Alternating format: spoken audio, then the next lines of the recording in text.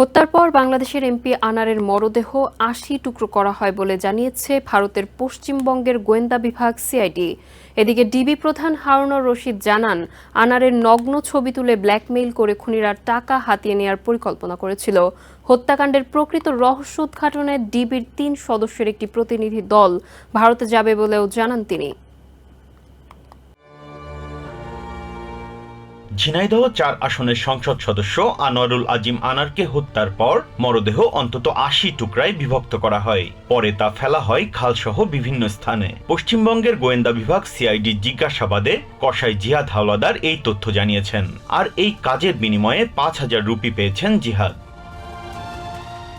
এদিকে আনারের মরদেহের খণ্ডিত অংশের সন্ধানে শনিবার দ্বিতীয়বারের মতো অভিযান চালিয়েছে সিআইডি। ভারতের কৃষ্ণমাটি এলাকার জিরানগাছা খালে দুর্যোগ মোকাবেলা দল নামানো হয়। পাশাপাশি মরদেহের অংশ খুঁজতে ড্রোনও ব্যবহার করা হয়। সিআইডির আশঙ্কা, এমপি আনারের মরদেহের খণ্ডিত অংশ এরই মধ্যে হয়তো চলে গেছে বিভিন্ন জলজ প্রাণীর পেটে।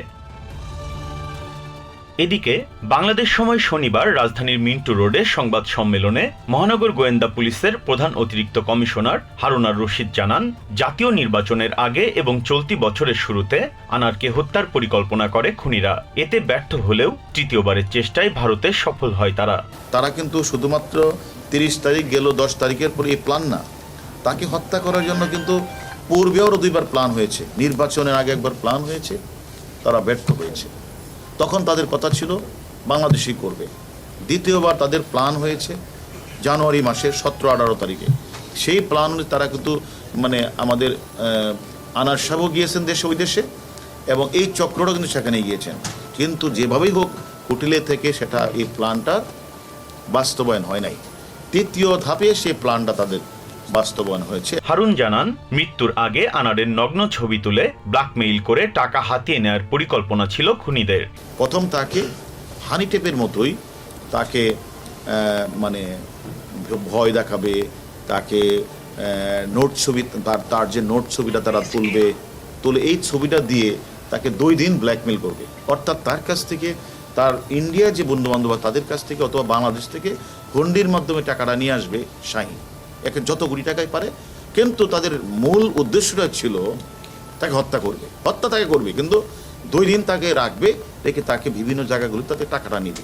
তাকে একটা ক্লোরোফর্ম চেতনানাশক তার মুখে নাকে দিয়ে দেয়, দিলে চেতনানাশক হয়ে যায়।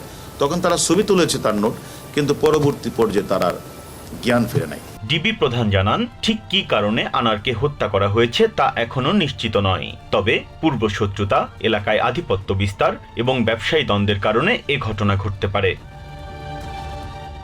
Biprajit Chanda, TBN 24 news desk.